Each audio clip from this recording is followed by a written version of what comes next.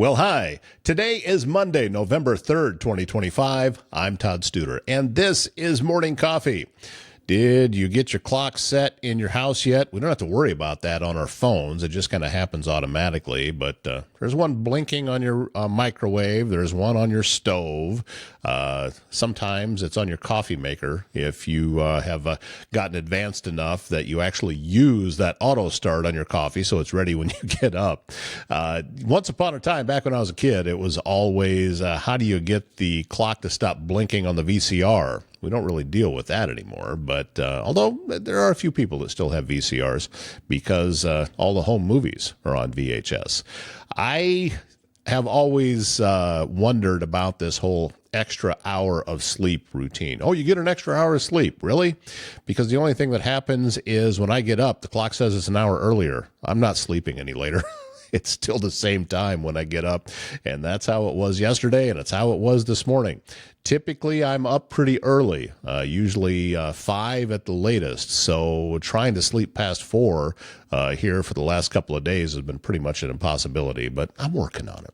All right, as I said, tomorrow is Election Day, so make sure that you have plans to get to the polls. If you haven't voted already, you can absentee vote, you can vote early, but the polls will be open tomorrow. And I have had conversations with both of the candidates that are on the ticket for Council Bluffs Mayor. I know that we have some that are doing write-in campaigns, but for purposes today, we're bringing you clips from the interviews that I had done earlier with the two folks that are on the ballot running for mayor. They are the incumbent, Matt Walsh, and his challenger, Jill Shudak. Jill is also on the city council, and regardless of what happens in this election, she's still going to be serving the city. Because she was not up for re-election on the council, so she would maintain her city council seat if she is not successful tomorrow. If she is, then I need to do some research to see how the city fills that seat. I'm not really sure, but we'll figure that out and bring that information to you if Jill is successful on the election tomorrow. So, as I said, I'm going to also put links to the full interviews. We're not going to bring you the full interviews that we did, just a little bit of a clip from the interviews that we did. I haven't edited these. This is just a snippet out of it, about 10 minutes or so from each interview that I just took a block out. And if you would like to see the entire interview, as I said, the links to each, I'm going to take you to the YouTube channel. The links for each are in the description here to today's show. So having said all of that, I also want to let you know that navigating the healthcare system is challenging, frustrating, and time-consuming for you and your family, and that's where My Nurse Healthcare in Council Bluffs steps in. Nurse advocates providing one-on-one guidance and support every step of the way. With a dedicated nurse by your side, you're going to get the right care from the right provider at the right time. Visit mynursehealthcare.com. And if you need precision metal fabrication done right, look no further than Foxco Fabrication in Council Bluffs. Custom welding, large-scale manufacturing, bringing your ideas to life with expert craftsmanship and cutting-edge technology. Industrial, commercial, custom fabrication, they're going to get the job done on time and built to last. Locally owned and proudly made right here in Council Bluffs. Go to their website, foxcofab.com. All right, let's begin our highlights of the interviews, and we will begin with the challenger on the mayoral ticket this year in Council Bluffs, Jill Shudak. Tell me a little bit about your why. Why is it that you got into this race? Yeah, to be honest, I was not planning to run for mayor at all. It was actually over the last few months, leading through the vote in May for Dodge Riverside Park, and just after that, that I really saw how our current mayor, Mayor Walsh, spoke to people and spoke down to people and really kind of just dismissed them. And I believe that our leaders at the local level and higher should really be there to represent our people, to take time to listen to them, to explain what's going on, have those different kind of conversations, not dismiss anybody. I just was not seeing that. So at the time, nobody else had thrown their name into the hat. So I went ahead and said that I was going to run for mayor. Well, you brought up Dodge Riverside, and that does seem to be a little bit of a litmus test in town right now. Yeah. What are your views on that? Where do you fall down with the proposed development that has been on everyone's mind for the past year? Great question. I think that there's a little bit of misconceptions out there. So we did have a vote back on May 5th. And some people believe that that was to continue to study the issue. The actual proposal, the amendment that we were actually voting on was to reclassify the land so that way it could be sold to one or more developers. And so I voted no on that. I've done a lot of research on the topic. I've also gone out and talked to a lot of people. I hosted two community input sessions. And even now with my door knocking time, we've not heard of one person that's in favor of using Dodge Riverside as a development. I know that there's some people out there, it's just not very popular in the community, and it's not anybody that I've ran across. I think instead we should treasure our parks. It's one park that's in a unique situation where we actually make money off of this park. Previous years, I don't believe that it was ran properly, and so we were running in a deficit. Last year, we made a profit. This year, they're projecting a profit as well. We can take that money and invest in other park projects and then move that money within our budget to things that we need. So it's one of those great unique assets that we have in our community that can actually self-run itself. The money can run itself. So I think it's a great thing to keep. Along with that, then you have the different challenges that the engineers have brought up. So there's channels running underneath there, the amount of dirt that you would need to bring in to actually build there. That is a huge, not only a cost, but is it going to be a strong foundation? And then also, where are you going to get that dirt from? And then the third reason why I'm not in favor of developing is that the Dodge family gave that part of that park in perpetuity to the city of Council Bluffs. And I really believe strongly in last wishes and in those types of donations. I wouldn't want to come down the road and change the early learning center 10 years down the road because somebody wants to develop there. People have given their time, their money, and in this case, their land to their city. And so I think it's important that we honor those wishes. The obviously the Dodge Riverside proposed development leads right into something that is a definite issue in Council Bluffs, which is housing and our lack of it. We just don't have enough for the people that are here. So what do you see are potential solutions to try to raise the number of available units that we have, whether it be rental or home ownership? Yeah, and we need both, right? I think the city is doing a great job. The council has approved about 2,000 units for rentals over the next few months that are currently being worked on or in the process of getting started. So I think from a rental perspective, we're moving pretty in a good direction. From an owner-occupied housing, we have a shortage there, and we really have a shortage in affordable housing, worker housing, if you will. There's a lot of houses that are being developed out on the East End that are going for $400,000, $500,000. That's not going to help our newer, younger kids growing up or our elderly people that are aging. We need to be looking at more of a starter home type communities and using our infill lots. So we have a lot of empty lots that are sitting there. I would like to see us get with 712 or some of our other project or other people in town and develop those as single family homes. But we've also just annexed south down into Mills County. So we have about 420 acres of available land that we could be building. We do have an interesting geographic setting here where we have the hills and the river. So it can get very challenging, but we need to be creative about it. If we go northeast out on 191, that's flat. That's not going to need a pump station. We have some land up in Iowa Western where the city council is running the station or the pipes out there for sewer and water. So we could be building out there. And then, like I said, we have a lot of open lots just within our community and our city already that we really need to be filling in those lots. We might need to look at things like sizing. There's some restraints about sizing and how much brick is on the surface of the front, or is there an imprint or an implate for the address? Those things, are nice, but are they needed? They add extra costs, and so if we can keep those costs down, I'd also like us to take a look at modular homes, not mobile homes, but modular, where we could build 365 days a year offsite, bring them out, and those modular homes can go on either a slab or on a basement foundation. And so a lot of building can be done that way, and that's a great way to keep the cost down as well.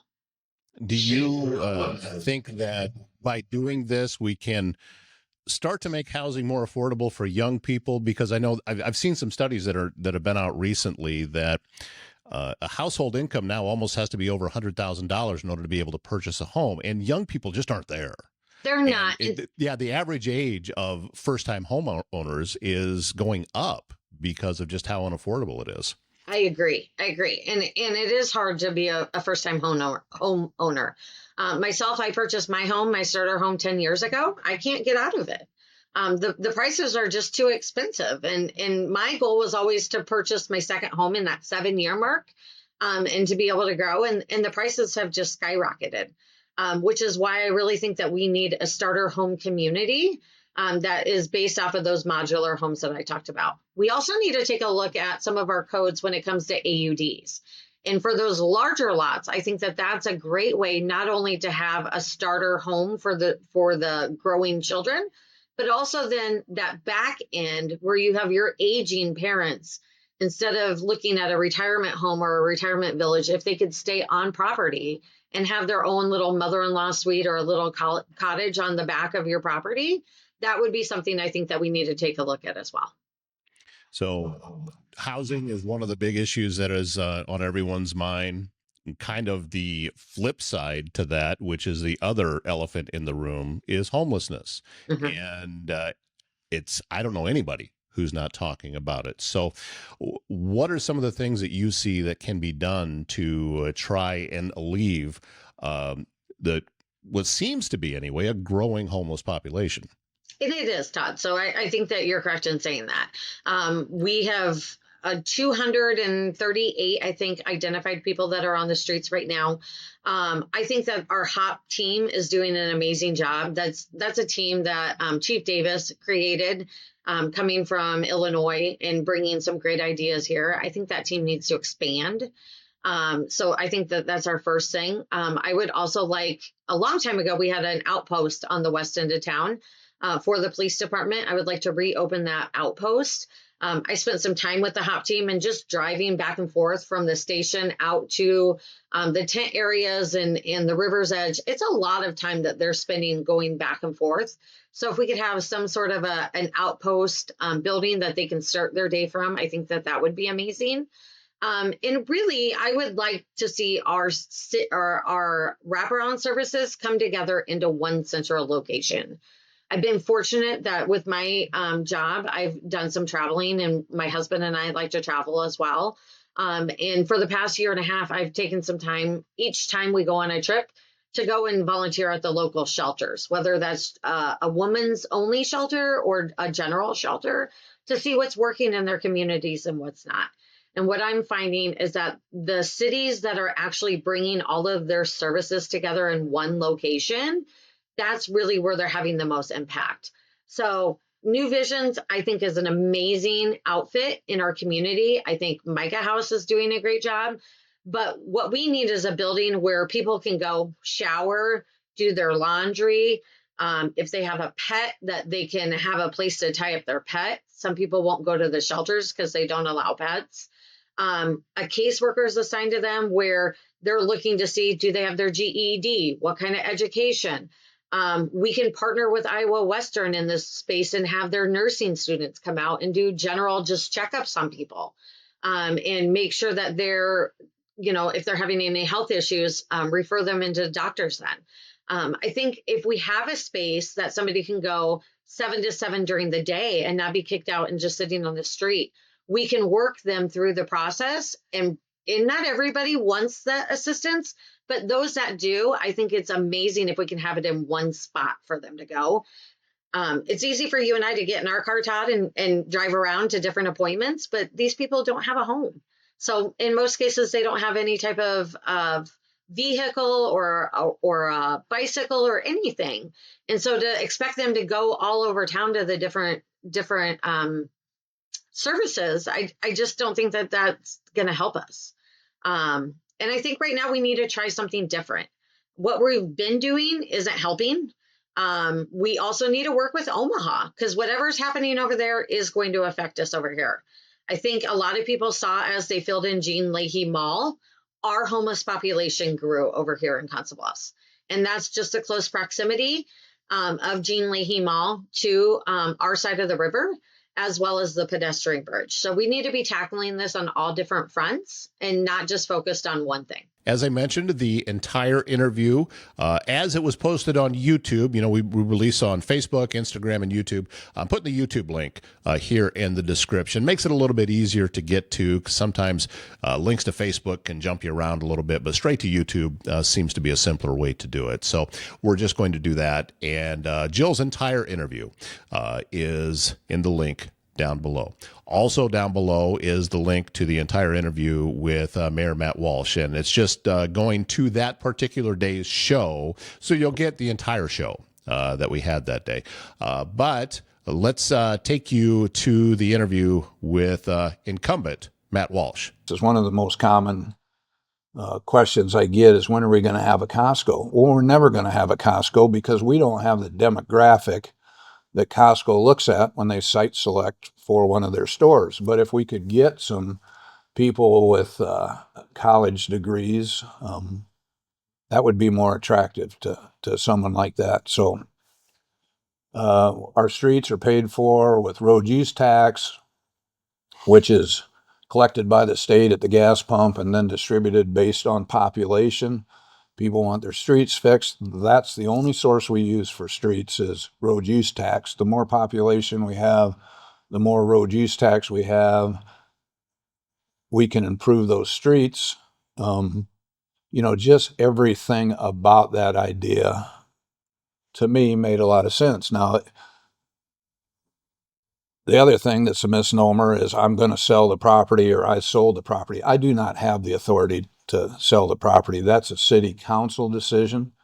And so candidates that tell you I'll save the Dodge Park from being sold, if they're running for mayor, they don't have that ability to do that.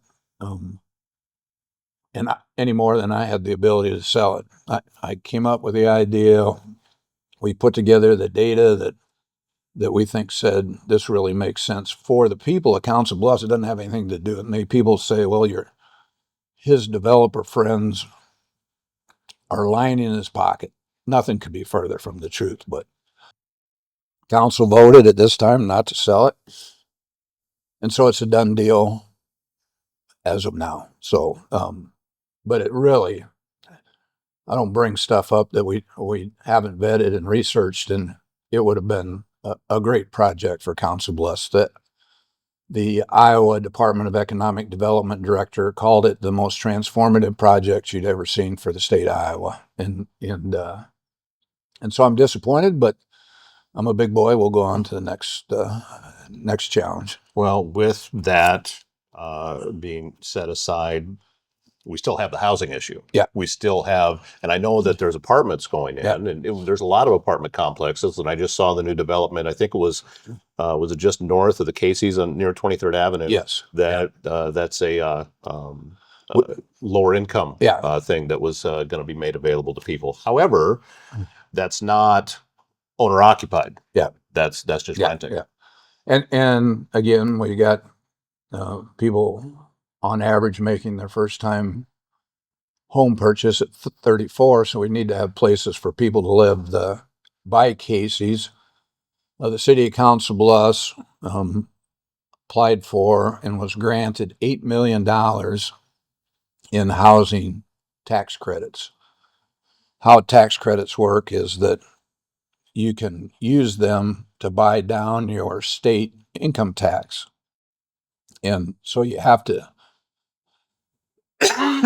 Lord, you can use those tax credits to buy down your state income tax.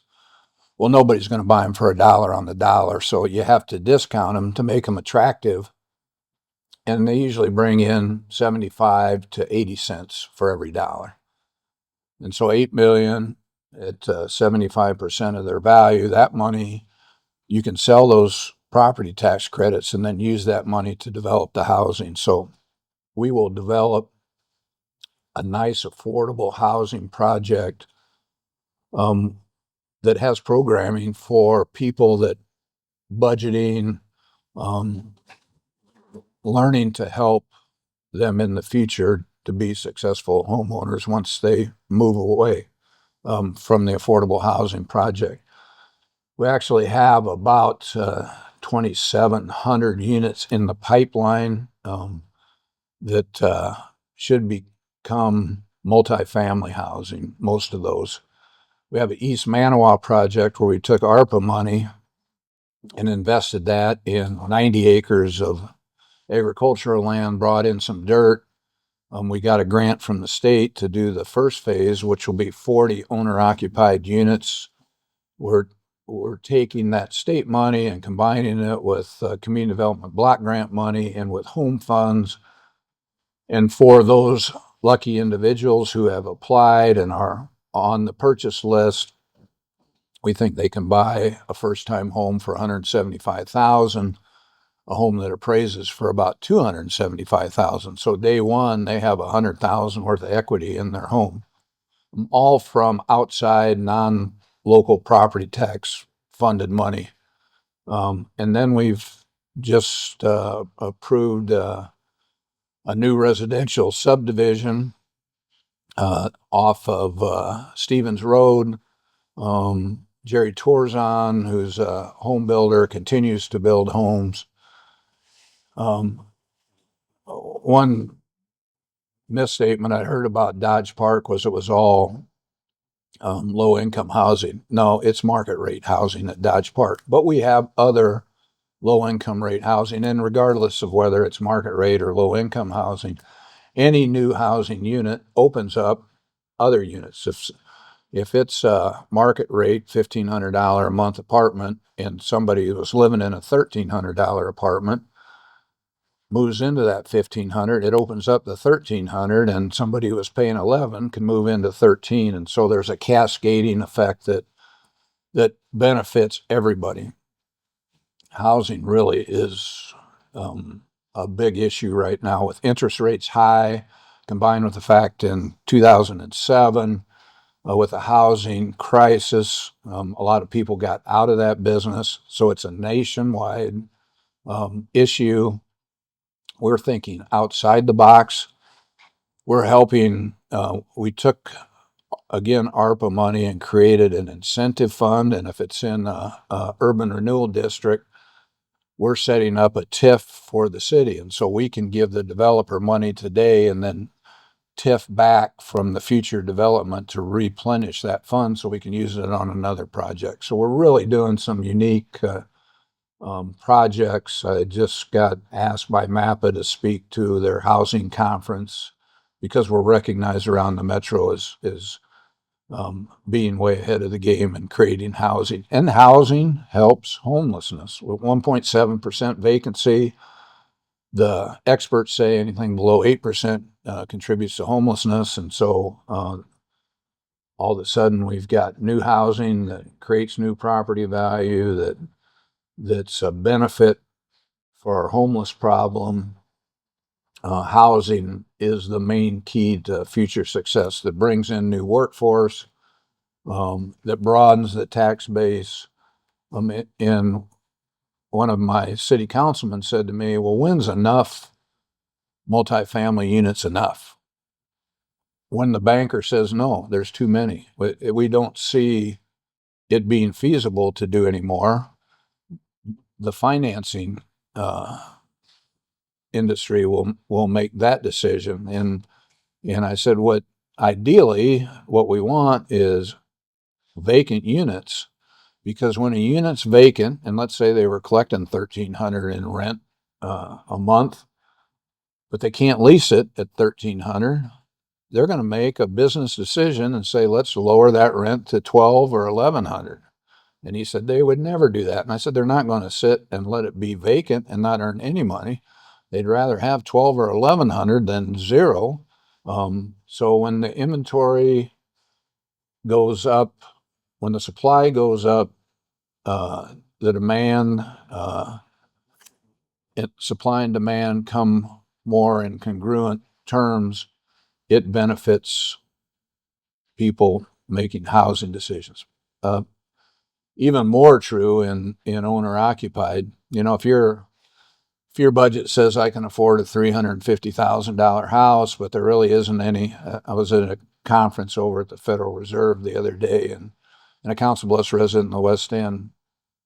We were talking about housing. He's a teacher at TJ, and he said, and he didn't define what the dollar amount was, but he knew what his house was worth, and so he Googled to see how many similar valued homes were in Council Bluffs. 12. He says there's 12 homes in the entire city of Council Bluffs in my price range. Well, when that happens, if you want 350, but 3 people are bidding on it, they bid it up to 400, and then you go to your insurance agent, and then you really get a shock because insurance premiums have gone up about 35 to 50%, somewhere in that range. And the insurance agent said, well, you paid 400 for it. We probably ought to insure it for 450, and all of a sudden you've got a really expensive home payment and a really expensive property and casualty insurance payment. So we need to stop that rapid growth of valuation, and we do that by creating housing supply. Something that I've noticed this election cycle in Council Bluffs is the candidates themselves have kept things fairly tame. Of course, there's going to be disagreements. There's going to be pointing out, hey, this person, this is how I'm different from this person. They believe this, I believe this kind of thing. And you're going to get that. But for the most part, I would say that it's been a fairly clean and not too mudslinging kind of campaign that's happened with this. Now, I have seen on social media residents getting pretty personal, getting confusing what they believe to be facts with just their own opinions. I've had it happen on my own page that folks want to come on and say that what they already believed before means, you know, if it doesn't match what I think, then it must be a lie. Well, I don't buy into that. I don't also allow it here. So if that's how you want to be, go to your own page and do it. It's not my place to tell you how to think. It's not my place to tell you how to talk about things. But this particular platform, we're going to keep it civil. And if I see anything that is not, you're gone. It's just that simple. I will not allow that on here because I believe that how we communicate with each other is what tells us the state of our society. And we need to be able to communicate even when we disagree. And there's a way to talk to somebody. Just because someone disagrees with you does not mean their character needs to be slandered or anything else. You know, I looked it up. And if the internet is to be believed, you know, you can be sued for libel based on a Facebook comment. You say something that is completely untrue about someone and just factually untrue, not your opinion, but something you are passing off as a fact, and it turns out to be a lie. You know, you can be sued for that. Yeah. So be careful because we don't see that happen a lot, but, you know, it can happen. And I think that we kind of feel that it's a free-for-all out there on the internet. We can say whatever it is that we want to say about anybody that we want to say it about. There's no repercussions. Well, there are repercussions. You know, those are real people on the backside, whether they're political candidates or just citizens in town or business owners or what have you. We got people that just go after somebody's character. And I do not agree with that at all. I think that we can maintain respect for one another even when we disagree. And I would hope that that is who we can be here in Council Bluffs, Pottawatomie County, and all around southwest Iowa. So there, I'm off my soapbox. Thank you very much for the opportunity. If you have a leak, a clogged drain, or if you're planning a big remodel, Waldstein Plumbing in Council Bluffs has you covered with fast, reliable service and expert craftsmanship, handling everything from small repairs to major installations. Locally owned and trusted, and taking pride in doing the job right the first time. When integrity matters and when doesn't it, these are the guys that you want to get a hold of. Go to waldsteinplumbing.com. And technology should work for you, not against you. At ThinkSpace IT, they provide expert IT solutions to keep your business running smoothly and securely. From cybersecurity and cloud services to network management and tech support, they simplify IT so you can focus on what matters most. Stay protected, stay connected, stay ahead. Visit ThinkSpaceIT.com. Regardless of who you are supporting in any of the elections, I know there's some school board elections going on as well. These are the ones that are in Council Bluffs. This is the mayor race. Again, the candidates on the ballot, Matt Walsh, the incumbent, Jill Shudak, current council member running for mayor this year. And there are some write-in candidates too. I will tell you this, I'm not making a case for or against a write-in candidate, but do keep in mind that their name has to be spelled exactly correctly. One typo, they don't get the vote. So if you're planning on putting a write-in, I would memorize that name really, really carefully and spell it very, very carefully. Don't get sloppy with how you are writing that in. Big, giant block letters would probably be best if you want your vote to count. All right. Thank you so much for your time today. Thank you to all of the candidates running. Thank you for your willingness to serve the community, and very grateful that you've thrown your hats into the ring. My name's Todd Studer. We'll see you back here tomorrow morning.